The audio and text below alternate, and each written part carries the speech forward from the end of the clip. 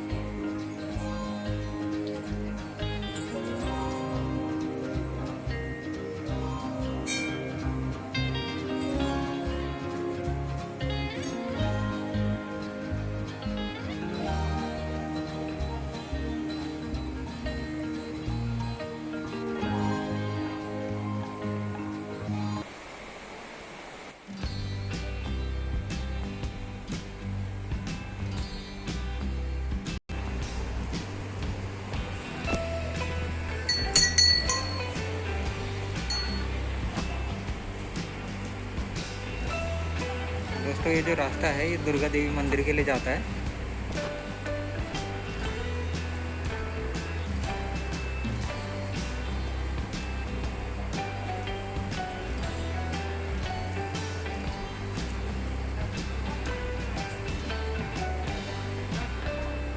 आज यहाँ काफी भीड़ है।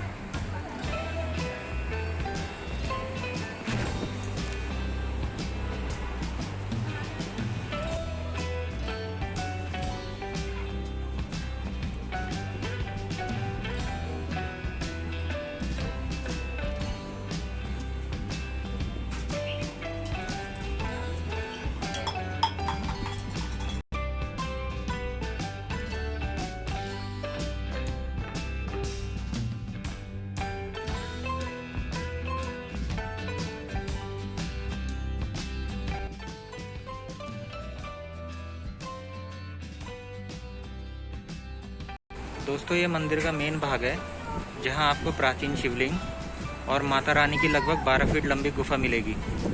और यहीं पे इसी के सामने एक प्राचीन धुनी है जो कई सालों से लगभग 24 घंटे जलती रहती है।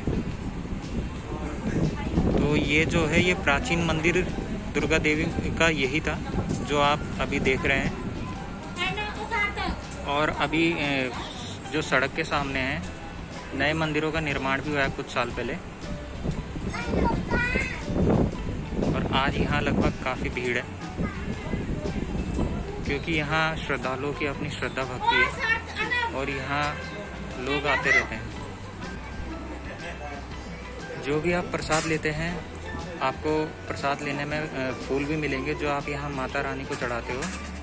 और गुफा में आप इसके अंदर धूप ये चीज़ें रहती है, तो आप उस धूप को माता रानी के सामने जलाते हो। माता रानी के सामने आपको हनुमान जी की मूर्ति भी मिलेगी।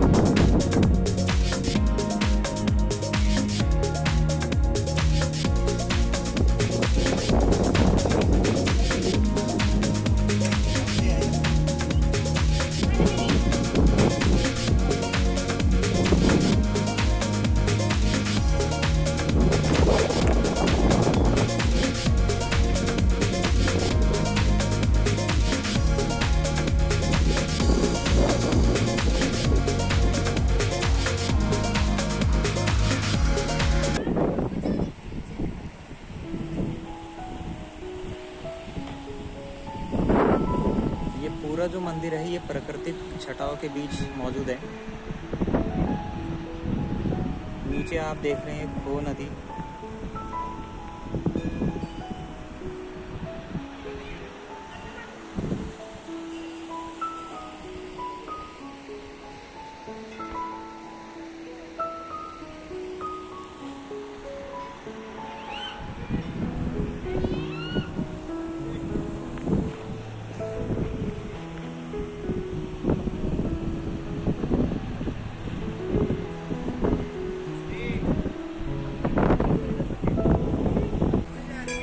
दोस्तों, जब भी आप दुर्गा देवी आएंगे, आपको ऐसे प्राकृतिक नज़ारों के मनोरम दृश्य देखने को मिलेंगे।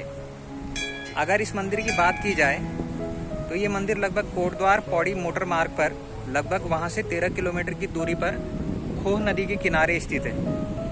और अगर इसकी समुद्र तल से ऊंचाई की बात की जाए तो ये लगभग 600 मीटर की ऊंचाई पर स्थित है।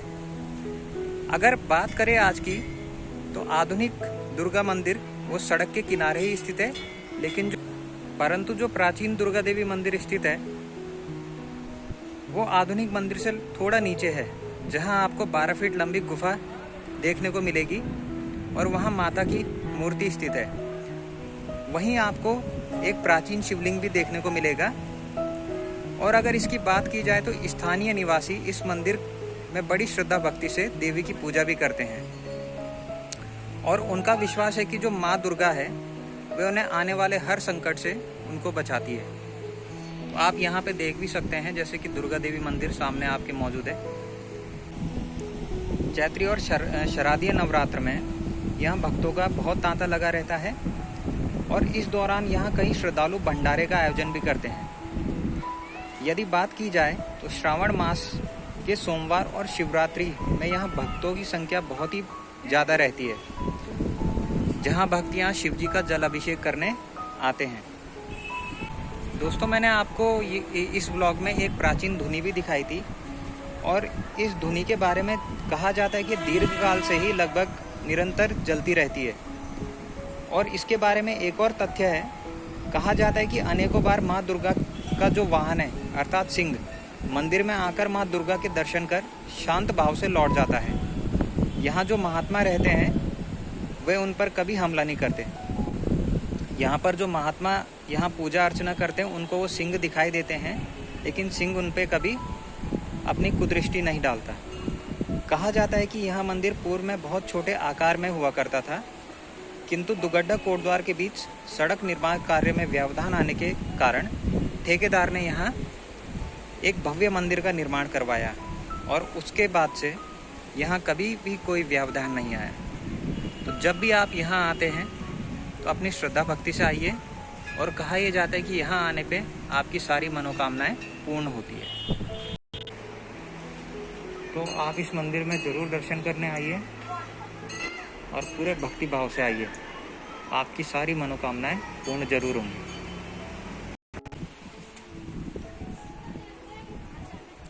ये आपके नवीन मंदिर है।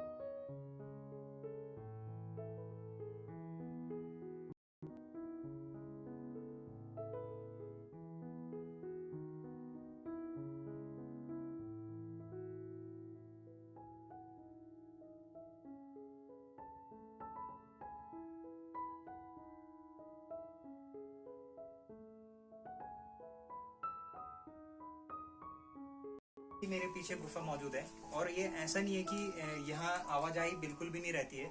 वो तो हमें ये अचानक से मिल गई। हम ऊपर यहाँ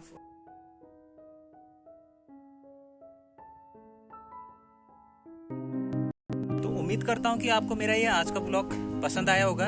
अगर आपको मेरा ये आज का ब्लॉग पसंद आया तो इसको लाइक कीजिए, सब्सक्राइब कीजिए, और सब्सक्राइब के साथ शेयर जरूर कीजिए, और ऑल बेल आइकन जरूर प्रेस कीजिए, ताकि इससे आपको आने वाले मेरे जितने भी ब्लॉग्स हैं उनका नोटिफिकेशंस आपको पता लग सके। मैं कोशिश ये करूँगा कि फ्यूचर में आपको और अच्छी अच्छी जगह और अच्छे तरीके से बता पाऊँ। तो इसके लिए आपके सपोर्ट की ज़रूरत है, और तब तक के लिए धन्यवाद।